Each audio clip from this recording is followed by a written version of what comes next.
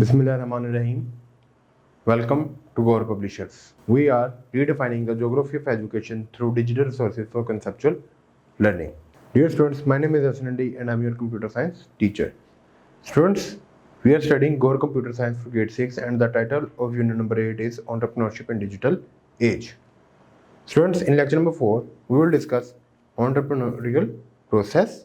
Next हम पढ़ेंगे differences between entrepreneurship and an employee, the disadvantages of entrepreneurship. तो students सबसे पहले पढ़ते हैं entrepreneurial process होता क्या है. The entrepreneurial process consists of the following steps. Entrepreneurial process क्या होता है, following steps के ऊपर बेस करता है. First one is discovery, second is concept development, third is resourcing, fourth is actualisation and fifth is harvesting. तो students सबसे पहले देखते हैं डिस्कवरी को कि डिस्कवरी में हम क्या करते हैं. During this stage the entrepreneur generates idea, recognise opportunities and study the market. An idea is a concept for product or service that doesn't exist. It is not currently available in the market. It may be a new concept or an improvement of current product or service. An opportunity is an idea of new product or service. The market is willing to pay for that product or service. It can form the basis of profitable business. तो students discovery में सबसे पहला phase क्या है कि जो सा entrepreneur होता है वो क्या देखता है, आइडियाज़ ढूंढता है, अपॉर्चुनिटीज़ को रिकग्नाइज करता है और क्या करता है, मार्केट को स्टडी करता है कि आया ये मार्केट, जो आइडिया मुझे आया है उसके लिए फिजिबल है या नहीं है. तो आगे हमारे पास डिफरेंस आता है आइडिया एंड अपॉर्चुनिटी में. आइडिया क्या है, कॉन्सेप्ट होता है, प्रोडक्ट होगी या कोई सर्विस होगी जो कि फ़िलहाल एग्जिस्ट नहीं करती, यानी कि एक न्यू कॉन्सेप्ट, एक न्यू आइडिया. ये कौन सा है, एक नया कॉन्सेप्ट भी हो सकता है या फिर एक इम्प्रूव्ड वर्जन भी हो सकता है किसी चीज़ का. ठीक है. वहीं पर अगर हम अपॉर्चुनिटी को देखते हैं तो अपॉर्चुनिटी क्या है, is an idea of new product और सर्विस. ये बिल्कुल नया आइडिया होगा, इसमें पुराना इम्प्रूवमेंट नहीं होगी, बिल्कुल नया आइडिया होगा. The market is willing to pay for that product और सर्विस, और मार्केट उसके लिए उसको सर्विस करने के पे करने के लिए it can form the basis of profitable business. और जब भी अपॉर्चुनिटी दिखती है तो और जब भी कोई नई चीज़ मार्केट में लॉन्च होती है और अगर आपने अच्छी तरीके से मार्केट को स्टडी किया है तो वो आपकी प्रोडक्ट हाथों हाथ बिक जाती है और आपको बहुत ज़्यादा प्रॉफिट देखने को मिलता है. नेक्स्ट है स्टूडेंट्स आइडेंटिफाइंग अपॉर्चुनिटीज़. अपॉर्चुनिटीज़ को आइडेंटिफाई कैसे करें. Observe the trend of the market. If there is a issue और problem in the market, solve that problem. Find the gaps in the market place. सबसे पहले क्या कर रहे हैं कि ट्रेंड्स देखने हैं मार्केट के. जैसे मिसाल के तौर पे मार्केट के ट्रेंड क्या हैं कि अगर आज अभी गर्मियां चल रही हैं तो एयर कंडीशनर की मांग में हमें जो सा इजाफा है वो देखने को आपको मई, जून, जुलाई, अगस्त में ही देखने को मिलेगा. तो ये एक मार्केट ट्रेंड है कि ये साल के 4 महीने जो हैं इसमें एयर कंडीशनर्स ज़्यादा इस्तेमाल होते हैं और वो बिकते भी ज़्यादा है. तो ये एक तरह का मार्केट ट्रेंड है जो हमने स्टडी कर लिया. अगर कोई प्रॉब्लम है मार्केट में तो उसको सॉल्व करें. उसके लिए आइडिया यानी कि उसको किस तरह से इसको सॉल्व किया जा सकता है. Find the gaps in the market place. और उसके बाद मार्केट में गैप देखें क्या है, जो आइडिया मुझे आया है इससे मिलता जुलता काम कोई और कर रहा है या नहीं. During the first stage of discovery consider your hobbies और skills to start an entrepreneurship. Consider consumers need. Conduct survey and questionnaires. In this way, we can test the market, study demographics and market research. तो सबसे पहले तो आपको आपकी hobbies और skill के बारे में पता होना चाहिए कि आप किस तरह का काम कर सकते हैं.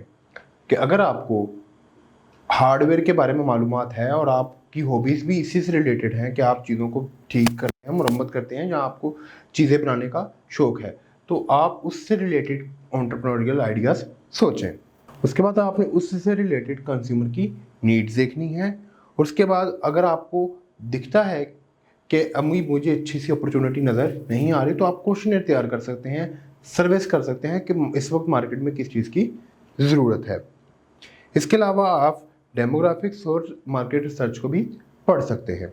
उसके बाद है concept development. Develop a business plan. सबसे पहला क्या है, हमने क्या करना है, बिजनेस प्लान को डेवलप करना है. A detailed proposal which describes the business idea, important components of the business plan, It must have a mission, a company overview, product to launch, in which market we are going to start, the business, marketing plan, competition or competitors, risk and opportunities, staff, required money and conclusion।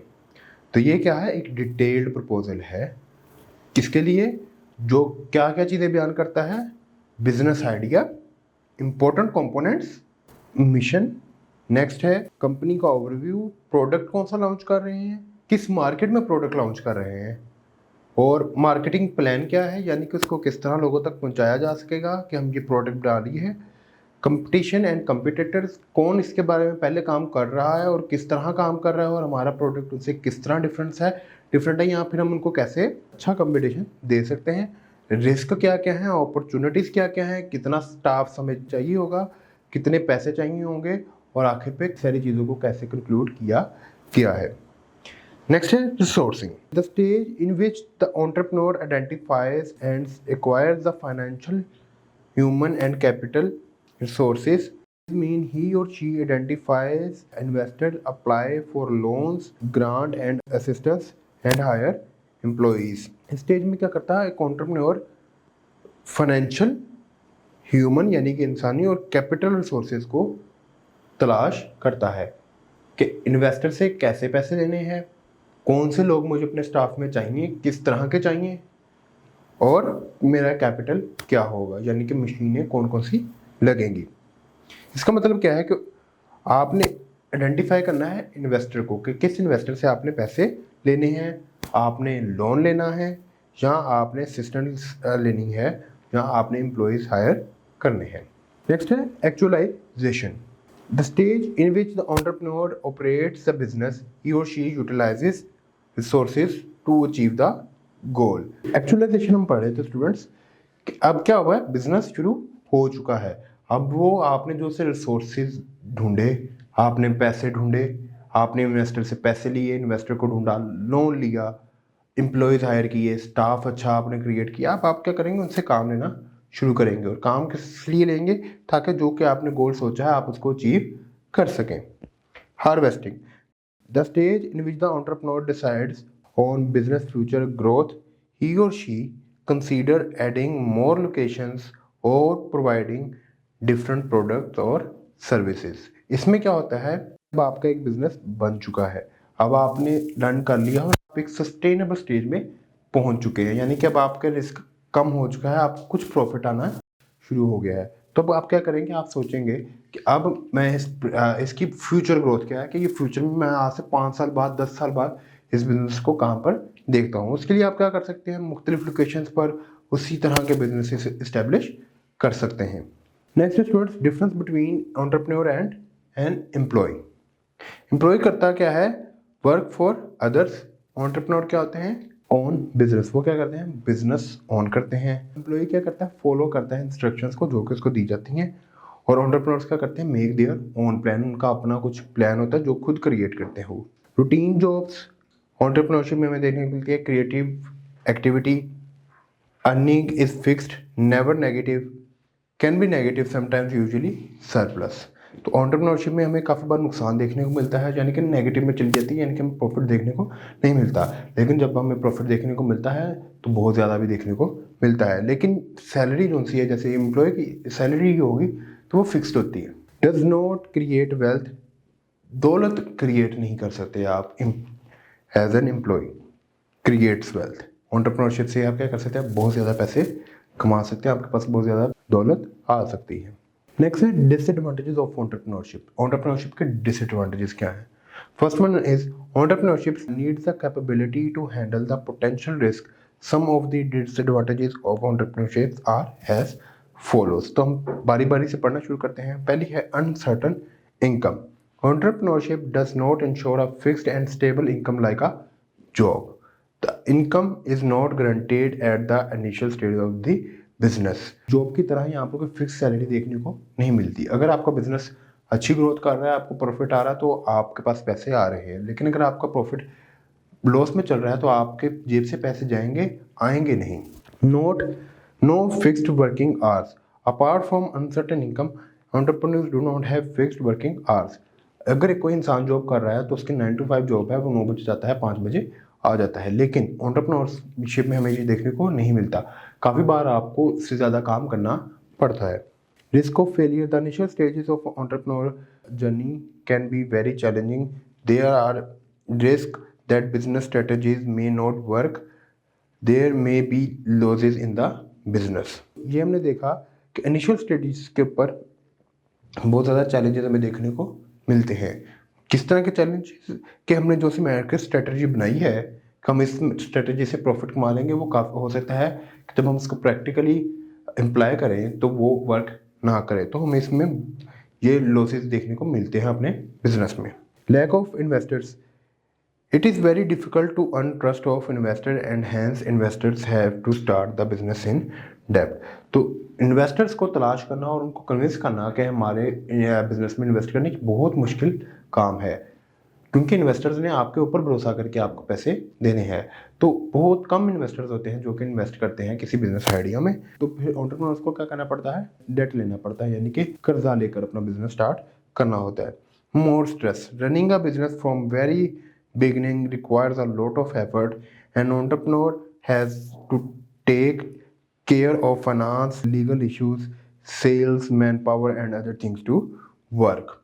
जो सा entrepreneur होता है initial stages में, उसके लिए एक business एक सरदर्द ही बना होता है, क्योंकि उसको बहुत सारे फैक्टर्स देखने पड़ते हैं। ये नहीं कि बस वो जाएगा और काम करके आ जाएगा, उसको जो उसने स्टाफ रखा है उससे काम करवाना है और बहुत सारी चीज़ें भी देखनी पड़ती हैं। तो स्टूडेंट्स कंक्लूजन की तरफ चलते हैं। सबसे पहले हमने सीखा difference between idea and opportunity. Idea क्या होता है, अपॉर्चुनिटी क्या होती है। Difference between entrepreneur and employ, entrepreneur और एम्प्लॉय में क्या फ़र्क है। डिसएडवांटेजेस ऑफ एंटरप्रेन्योरशिप, और एंटरप्रेन्योरशिप के डिसएडवांटेजेस क्या हैं।